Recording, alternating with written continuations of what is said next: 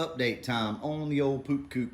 I want to let you guys know what I'm working on today. I'm not going to film all of this because, well, I need to get busy and honestly most of it's boring. So what I'll do is go in with an overview for you to show you what all I did and how I accomplished it. So once again, remember I told you guys that you can tie into your EFI harness if you're running, let me back up here. If you're running a carbureted setup, but it's still being controlled by the EFI computer, here's what you need to know. You're gonna lose some of your connectors. You're gonna lose your temperature sensor or your sending unit here, and also your sending unit for your oil, which I don't have in right now, but that's where it goes. Those two wires are actually in your injector harness.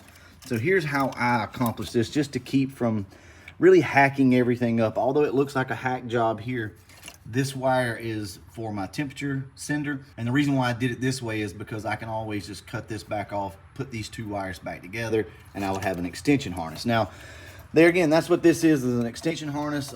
Ford put these on the cars back in the day. The harnesses were a little tight, causing some issues.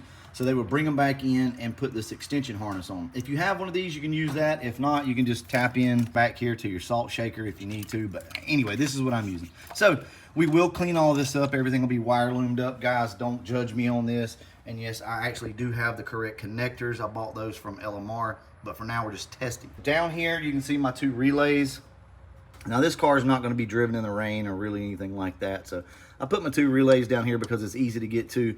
And these are fusible relays. I picked these up off of Amazon for like 16 bucks, I think, for 6 of them, maybe something like that.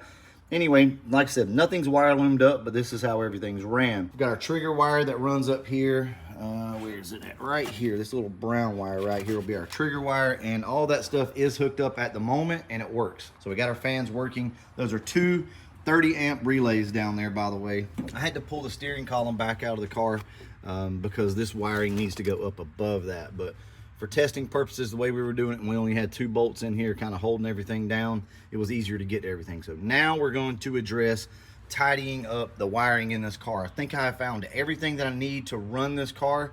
So I should be able to push everything up, zip tie it all up out of the way. We'll make this thing look nice again. So, if you guys are wondering, I'm just going to pull this down. Don't do your box like this, your fuse box, but let me show you guys something so you can see it a little better.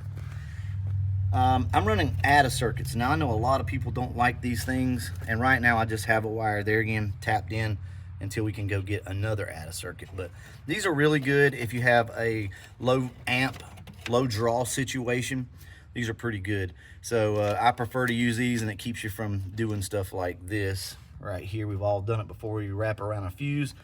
That'll work for testing for right now. I'm gonna go get another ADA circuit and we'll clean that up. Here's my trigger wire for my fans and my wire for my fuel pump. Now my fuel pump is actually not on a relay at the moment, but we'll probably eventually put it on one, because if we upgrade this fuel pump any more than what it is, like to a stronger, better fuel pump, I would never run this off of a fuse box like that. But honestly, it works perfectly fine for the way that it is with this fuel pump that we got. You may see I've got the hood latch down here, so I have ran all of that and it works perfectly. So right down here is our latch setup, and as you can see, I didn't have the correct bolt, so we just used some big washers.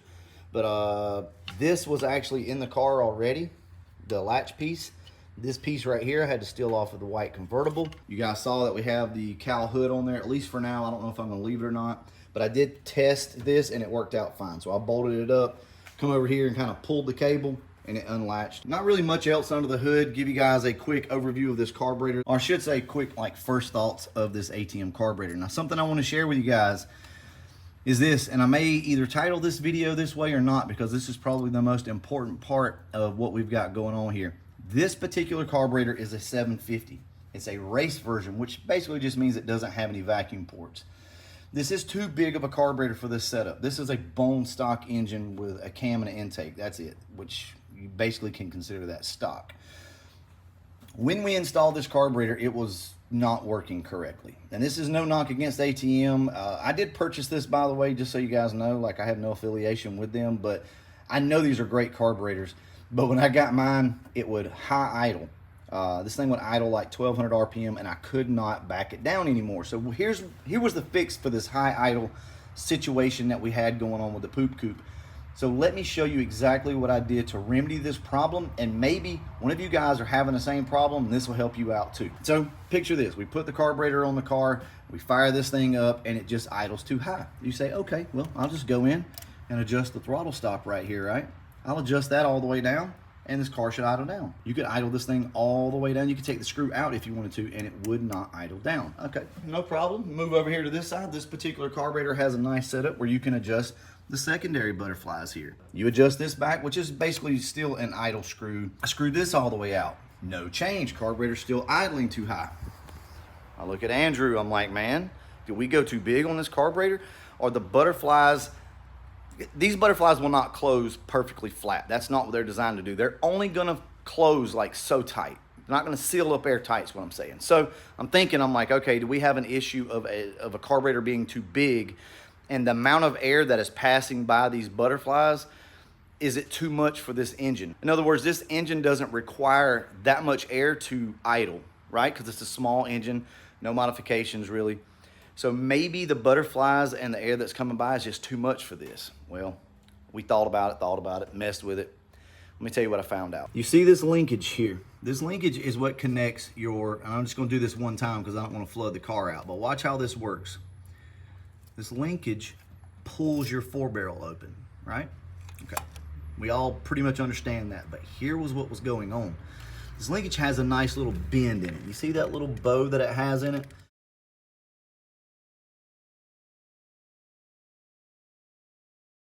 What was happening was as we were pulling this forward, which is gonna idle your car down, as we pulled it forward, it was pulling the back barrels open as well. Now, I think you might could get the idea of what was happening, but let me see if I can try to replicate it. It's not gonna move it now, but you might see what's going on.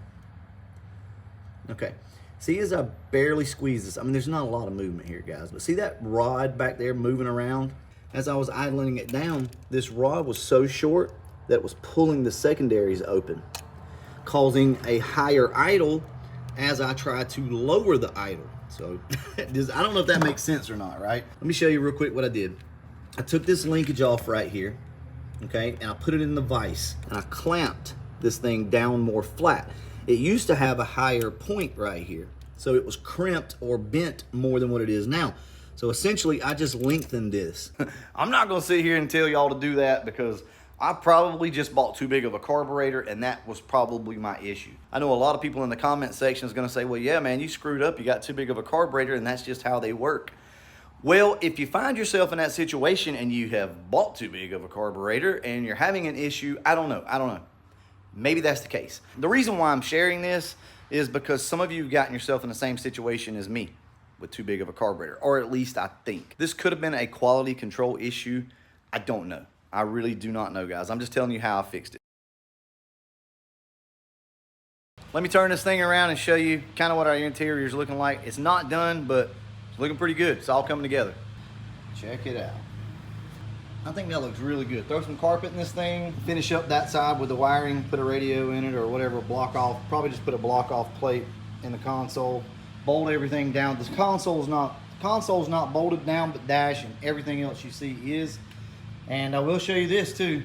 My switch is bad, so I have to disconnect the battery cable. So I got to get a new headlight switch, but as you all know, the headlights, tail lights, everything else work. Also, we got brake lights today, so they work now. But check this out, y'all. Check out the Coupe. I know you can't really see it. They're really dim, but check it out. The dimmer works. You can just see it over there in that corner. See it right there? Starting to light up. So we got dash lights now. That's super cool. We got to get both of these new switches here. So we got to get that switch. And I don't know yet if we're going to put the new LMR console in here. I think Papa T may get it, but we've got another console that we can put in too because this one's all jacked up. Just had some extra vents laying around there broken, threw those in. But everything is nice and bolted up though. I mean, the dash isn't going anywhere, so that's actually really good. Well, there you go, guys. Old Coupe's coming right on along. And we got a door handle over here, so I put a door handle on this thing so we can open and close it now. Guys, we're not going much further than this with this car. We're not gonna make a nice interior at the moment now.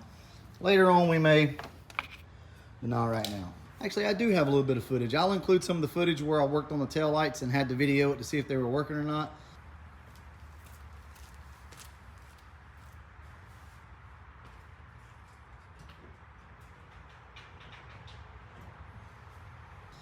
Yep, I'll include that as well. Working on a sending unit hookup right now for it so that I can tell if I've got, like, I think this thing shows like half a tank of gas and above. Anything below that, it just doesn't read it.